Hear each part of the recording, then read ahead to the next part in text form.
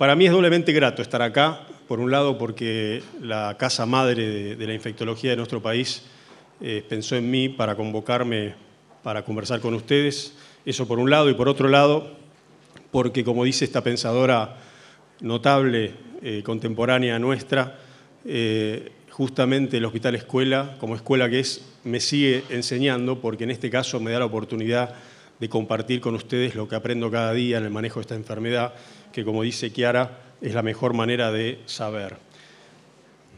Así que muchas gracias. Son mis conflictos de interés. Y vamos ahora entonces a hablar sobre este tema de en qué estamos en la endocarditis infecciosa y hacia dónde vamos.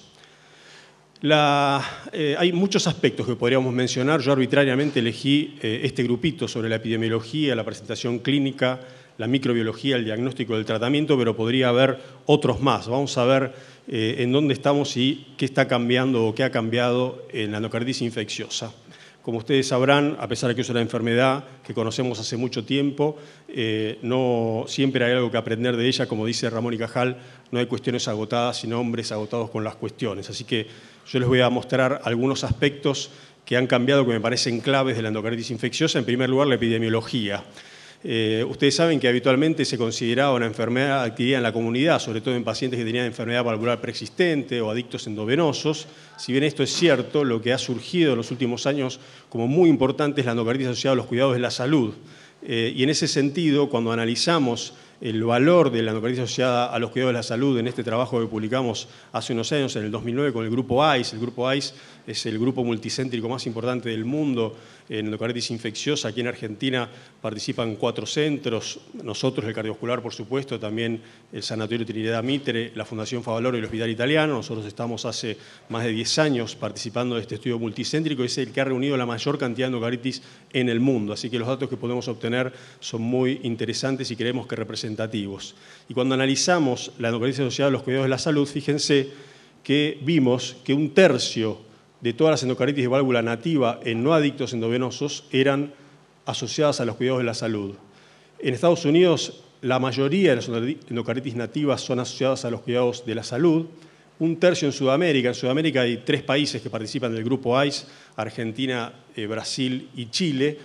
Probablemente no sea el número más representativo, pero es tener una aproximación de nuestra región. 1/3 no tienen enfermedad predisponente, la mayoría antecedentes de procedimientos invasivos intravasculares, con una presentación clínica menos florida y el Staphylo aureus como el germen principal. Y no solamente eso, sino la mortalidad es mayor en estos pacientes. De hecho, cuando se han analizado diferentes series que comparó endocarditis asociados a los cuidados de la salud versus lo de la comunidad, fíjense que la mortalidad hospitalaria prácticamente en los diferentes trabajos duplica a la mortalidad de la endocarditis que se adquiere en la comunidad, no solamente hospitalaria, sino también en los que la han analizado la mortalidad al año. De manera que no es un problema menor justamente esta realidad. Y cuando nosotros analizamos el EIRA-2, saben que hubo hay 2 EIRA, el EIRA-1 en el año 91, en el EIRA-2 10 años después, en el 2001. En ese yo participé como asesor desde lo infectológico, y cuando analizamos qué había pasado con nuestros pacientes, fíjense que 1 de cada 4 y 1 de cada 3 de pacientes con endocarditis nativa o protésica respectivamente habían tenido algún procedimiento invasivo previamente, de manera que en nuestro país también es un problema.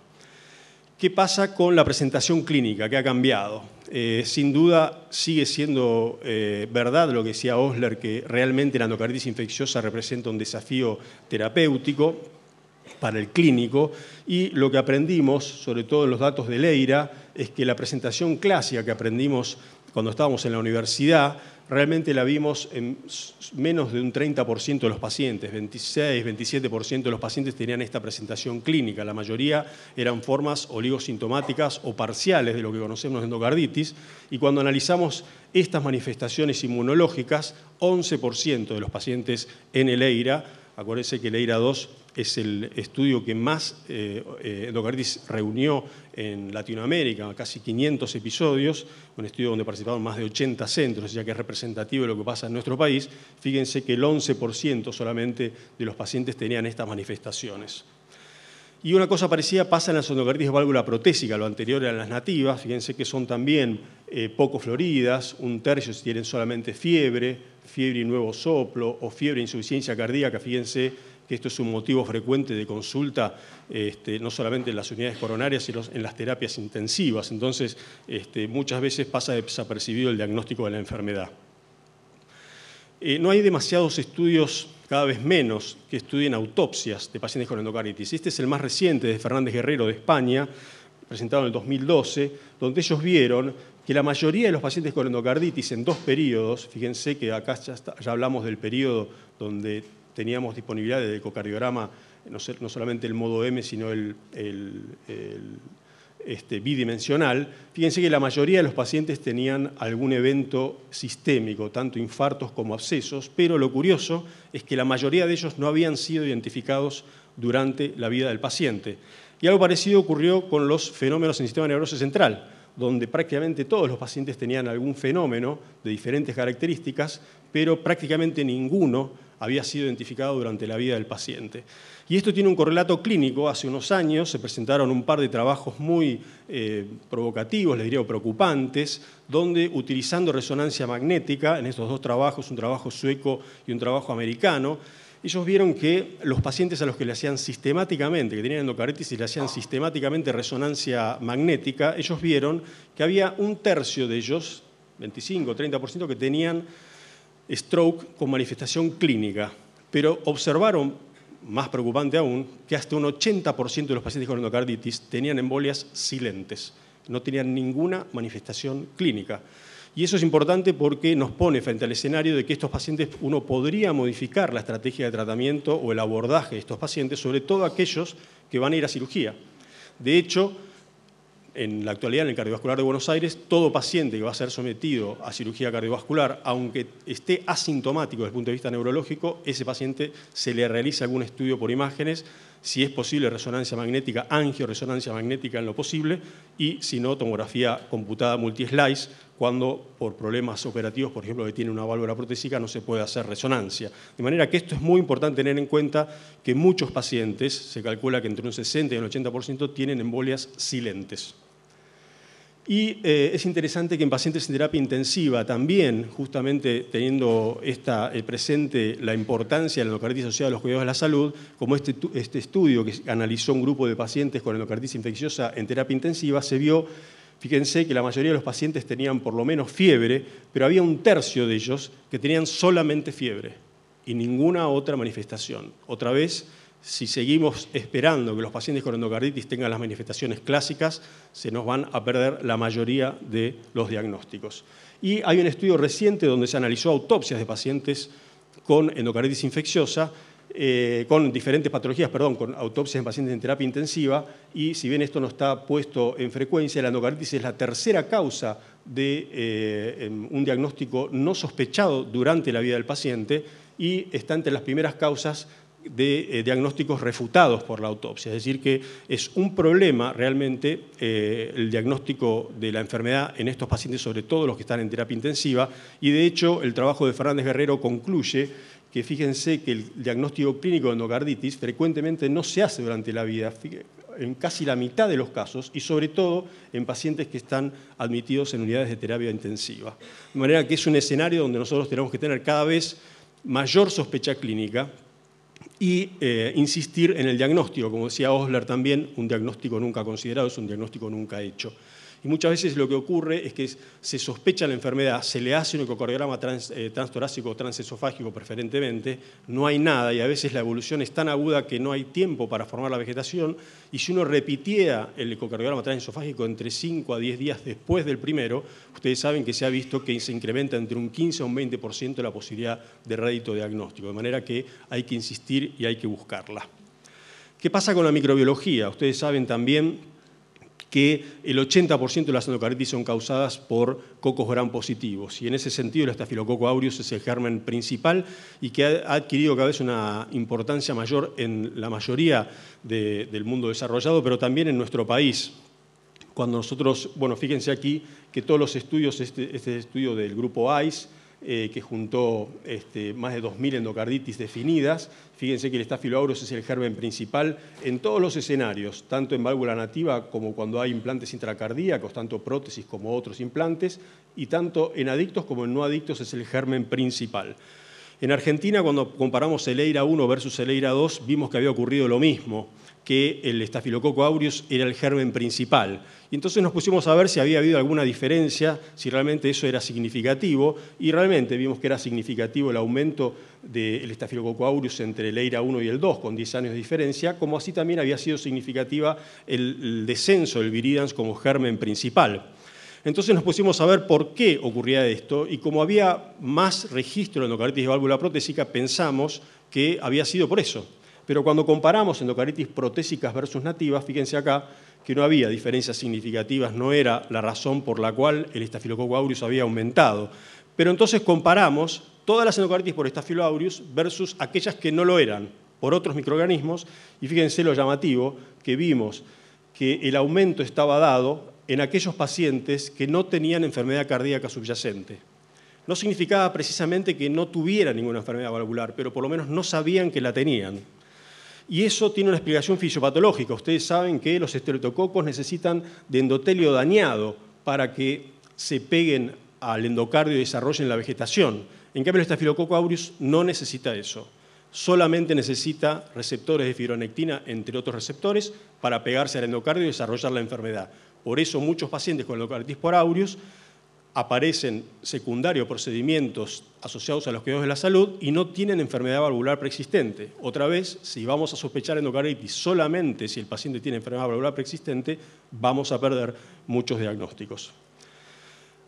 De tal manera que este hallazgo fue tan importante que en el año 2000 el grupo de Duke, que fue el que definió los criterios diagnósticos que tanto utilizamos, que son una herramienta muy importante, que aunque son poco utilizados, vemos en la práctica diaria, definieron que el Staphylococcus aureus era un criterio mayor.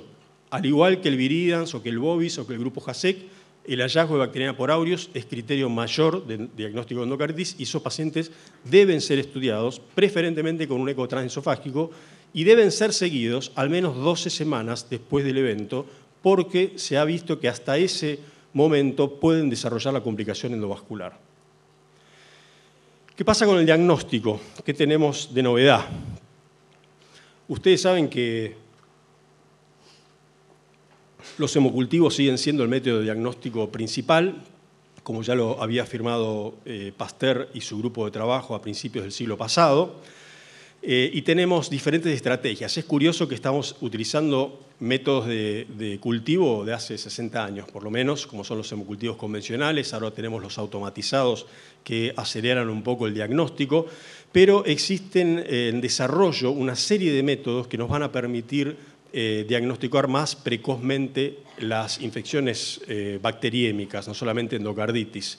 Ustedes ya saben que está el Malditov, ¿no?, que usa la espectrometría, que necesita de que el cultivo sea positivo, obviamente, pero la identificación lo hace muy rápidamente y acorta el diagnóstico, pero sobre todo en los pacientes que están más enfermos, uno necesitaría tener el diagnóstico más precoz. Y de hecho, se están desarrollando diferentes estrategias moleculares y no moleculares, que algunas aprobadas por la FDA ahora mismo y otras están en ese trámite, donde uno puede hacer diagnóstico directamente de la sangre extraída sin necesidad de esperar al cultivo, de manera que eso seguramente nos va a ayudar a tener diagnóstico más precoz. Ustedes saben que sobre todo en los pacientes que están más enfermos, el tratamiento adecuado cambia el pronóstico del paciente, sobre todo en las primeras 72 a 96 horas, donde uno puede cambiar el curso de la enfermedad. Eso está claramente establecido y no solamente en bacteriemia. De manera que estamos esperanzados en lo que nos pueda aportar en ese sentido. Pero tenemos un problema. Bueno, aquí están corridos los círculos, pero cuando hicimos un análisis que presentamos hace unos años en el Congreso de la SADI sobre endocarditis con hemocultivos negativos, fíjense que en nuestro caso, en ese momento, casi un tercio, 28% de las endocarditis que recibíamos en el cardiovascular, no solamente son nuestras, sino que vienen la mayoría derivadas, un tercio eran con hemocultivos negativos. En el EIRA había un 18%, una de las cifras más altas que hay en el mundo de endocarditis con hemocultivos negativos, cuando se considera que debe ser del 5% o menos. La mayoría de ellas era por uso de antibióticos previos.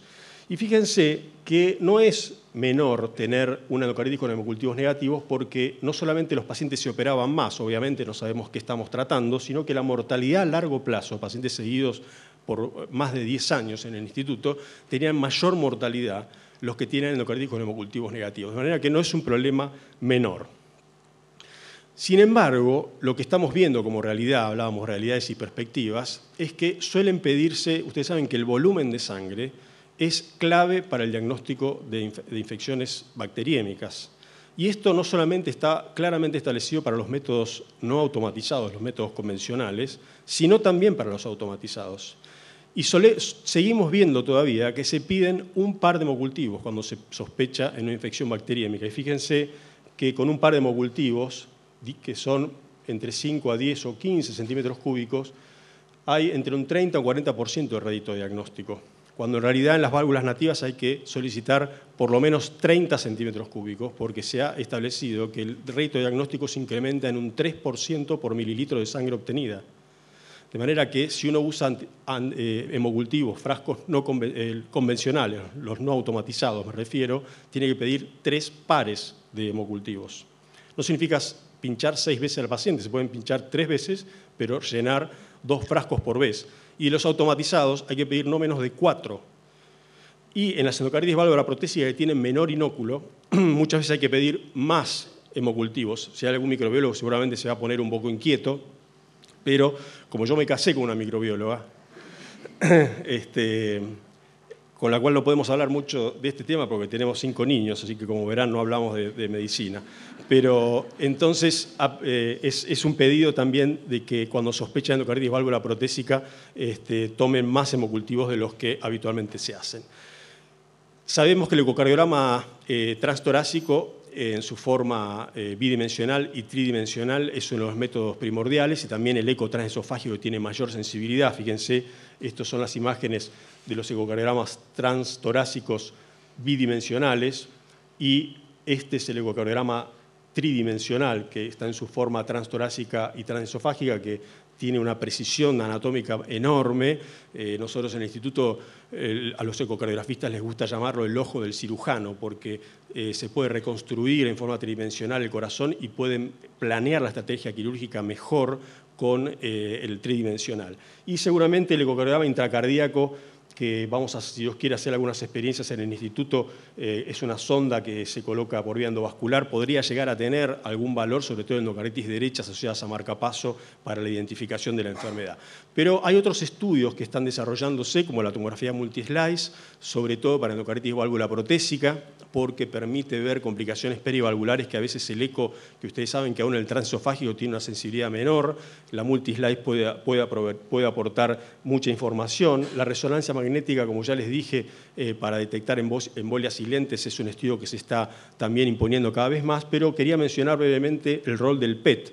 El PET-TC al principio no se utilizaba en diagnóstico de infecciones cardiovasculares porque la fluorodesoxiglucosa tenía una elevada captación en el corazón, justamente por el metabolismo que tiene, pero se vio que las unidades SV se podían diferenciar y ha salido este año un trabajo muy interesante, sobre todo los franceses están proponiendo como el PET como un criterio mayor adicional de diagnóstico en endocarditis válvula protésica, sobre todo en aquellos donde el diagnóstico ecocardiográfico es dudoso. Y acá ven algunas imágenes donde el ecocardiograma transesofágico no había visto demasiada información y el PET resulta positivo y muchas veces puede ser de mucha utilidad para planear la estrategia. Así que el PET hay que considerarlo inclusive en endocarditis asociadas a marcapasos, donde fíjense la sensibilidad y la especificidad es enorme en diferentes trabajos, de manera que también es un método que tiene el problema que es caro, pero que nos puede aportar mucha información y nosotros estamos haciendo nuestra experiencia. Ahora vamos a reunir un puñado de 20 pacientes con la experiencia nuestra para mostrar cómo nos ha ido. ¿Qué pasa con el tratamiento? Con el tratamiento, por suerte, Fleming se equivocó de que la penicilina no iba a ser útil para el tratamiento de endocarditis. No solamente ha sido útil, sino que disminuyó francamente la mortalidad con la aparición de la penicilina, casi al 60%, pero sigue habiendo una enorme preocupación en todo el mundo porque la endocarditis no se trata bien. No se trata bien por muchos motivos.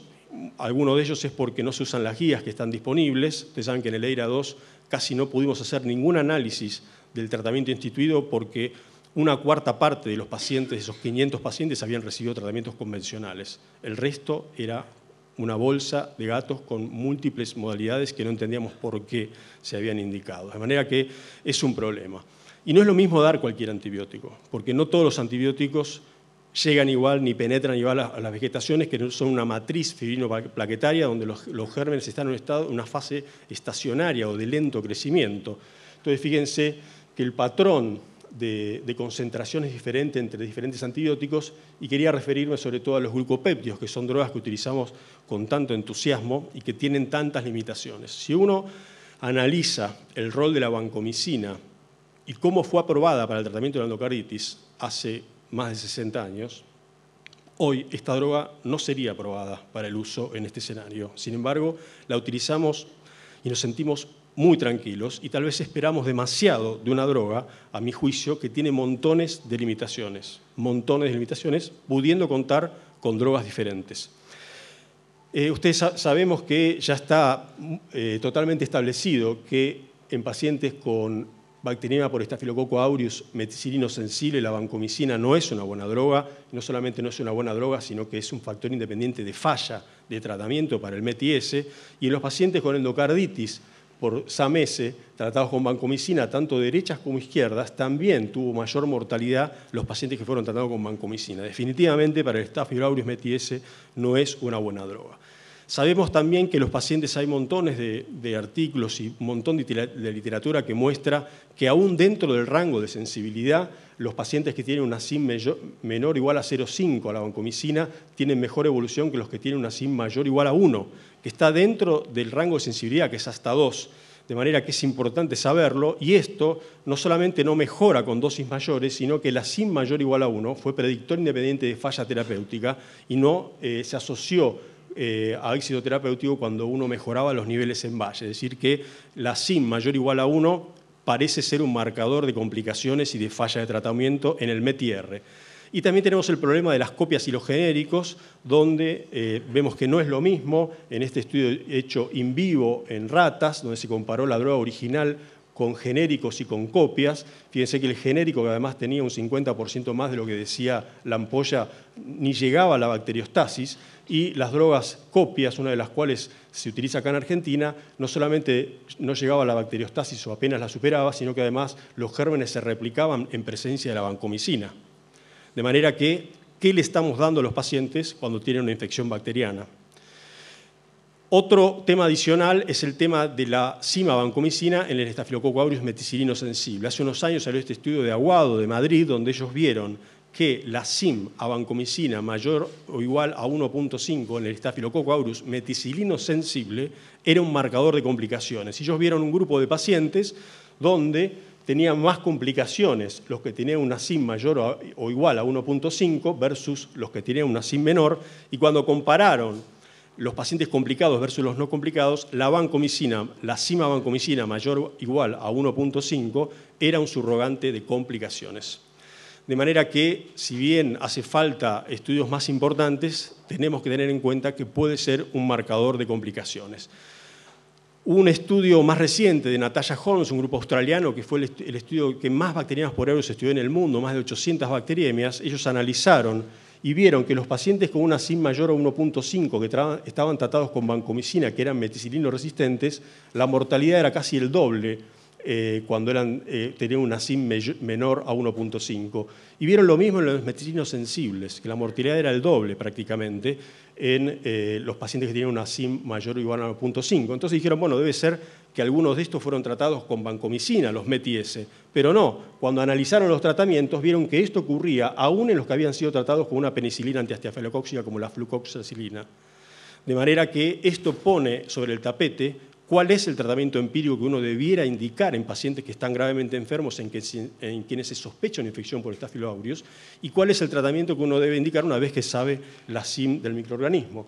¿Qué pasa en Argentina? Sabemos muy poco, pero les cuento una brevísima experiencia que tuvimos en el Sanatorio Sagrado Corazón, donde reunimos un centenar de infecciones por SAM-S en diferentes edades y no solamente muestras de hemocultivos, sino muestras de diferentes sitios, y la SIM a vancomicina mayor de 1.5 tratamiento mayor de 1 microgramo por mililitro era casi un 60% de los SAMESE.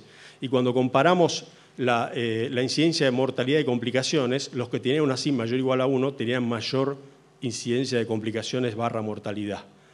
De manera que hay que tener en cuenta qué pasa en nuestro país y es importante también tener en cuenta que esto fue definido por Vitek II, que suele subestimar la SIM al microorganismo.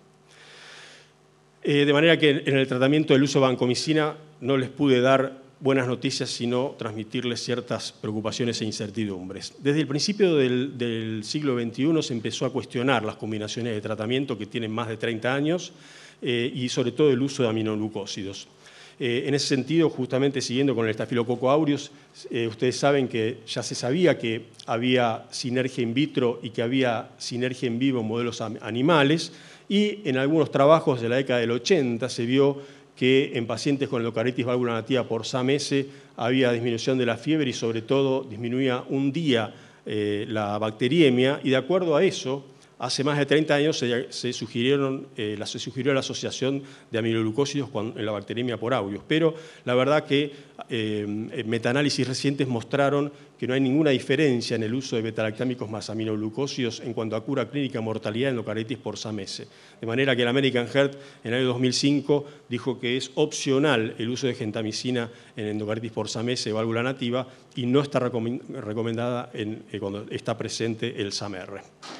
¿Qué pasa con el enterococo? Otro germen que es el tercero en frecuencia en endocarditis después del Streptococcus viridans, ¿no? Viene el aureus, el viridans y junto enterococo y coagulasa negativo.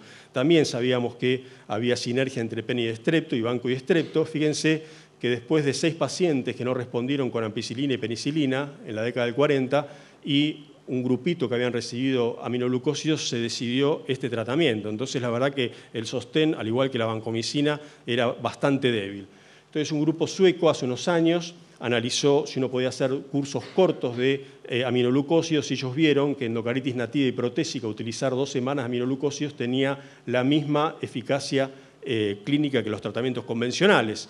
Y después, hace unos años, un grupo catalán, el grupo de Gavaldà, vieron a partir de estudios en animales, estudios in vitro en animales y después estudios en pacientes con endocarditis, vieron que la ceftriaxona combinada con la ampicilina, primero la cefotaxima, pero después la ceftriaxona hace sinergia con el enterococo, si bien es resistente naturalmente a la ceftriaxona sola, pero como inhiben diferentes PBPs es sinérgica. Entonces se presentaron hace poquito, este año, estos 2 trabajos muy grandes. Nos quedan 3 minutos, doctor. Sí, donde compararon ampicilina más genta y ampicilina más cursos cortos de gentamicina, sobre todo eran, fíjense, 1 o 2 semanas versus 3 a 6 semanas, y esta ampicilina más ceftriaxona versus ampicilina más genta, y lo que se vio es que la evolución, los resultados eran similares entre todos los tratamientos, con la novedad de que la mayoría fueron administrados en una sola dosis diaria de aminoglucosa. Entonces, lo que sabemos ahora es que podemos utilizar ceftriaxona ampicilina para el enterococo y que si utilizamos gentamicina la podemos dar en monodosis y 2 semanas. Simplemente mencionar que hay en estudio un montón de tratamientos no antibióticos para el manejo de la endocarditis infecciosa, algunos con más evidencia que otros, pero seguramente algo tendremos en los próximos años. Y para finalizar, el tema del tratamiento quirúrgico, saben que es un rol muy importante la cirugía en el manejo de la enfermedad. En el EIRA-2, 1/3 de los pacientes tenían indicación quirúrgica, pero no todos llegaban a cirugía, y pensamos que en parte era porque 1/3 de los hospitales involucrados no tenían posibilidad de cirugía cardiovascular, y nosotros pensamos que los pacientes con estas características deben ser evaluados en un centro quirúrgico porque cada vez tiene más importancia el rol de esta estrategia. Y lo que sí, ahora para terminar, lo que más importante que tenemos es que sabemos a qué pacientes operar, pero es muy difícil definir cuándo operar y qué pacientes se benefician con la early surgery, es decir, la cirugía en la fase aguda de la enfermedad. Hay muchos trabajos en estudio, pero no puedo dejar de mencionar este que es un randomizado y controlado, hecho en Corea, donde se analizó la cirugía temprana dentro de los primeros 5 a 7 días versus la cirugía planeada en forma convencional según las guías, y si bien vieron que no había mucha diferencia al final, cuando comparaban el triple endpoint de muerte, eventos embólicos y recurrencia, la cirugía temprana era mejor que la convencional. De manera que este trabajo tiene algunas limitaciones, porque había muchos Streptococcus viridans, no tenían vegetaciones grandes, etcétera, etcétera, pero es importante tener en cuenta en este momento en Argentina que los pacientes que tienen endocardititis deben ser evaluados en centros que tengan experiencia en la enfermedad, ¿no? Como dice esta última frase. De manera que, ahora sí, la conclusión final. Es una enfermedad que es relativamente frecuente, probablemente está subdiagnosticada, frecuentemente es no reconocida, cada vez vamos a tener más población susceptible y por los cuidados de la salud que les brindamos a nuestros pacientes. Hay que pensar en la enfermedad porque tiene formas oligosintomáticas y seguramente vamos a tener problemas con la resistencia de microorganismos clásicos, además de otros microorganismos como los bacilos negativos, gram negativos que ahora estamos teniendo, y seguramente van a mejorar muchas de las estrategias en cuanto al diagnóstico, no solamente microbiológico, sino por imágenes, además de las estrategias quirúrgicas. Muy bien, espero haber aportado algo para torcer el rumbo en el manejo de esta enfermedad. Como decía Séneca, no existen vientos favorables para el que no sabe a dónde ir. Espero que a partir de hoy sepamos un poquito mejor a dónde vamos y, como dice mi amiga Susana Nuin, por eso estamos acá, ¿no? Porque el deseo de saber no está alejado del deseo de actuar. Así que muchas gracias.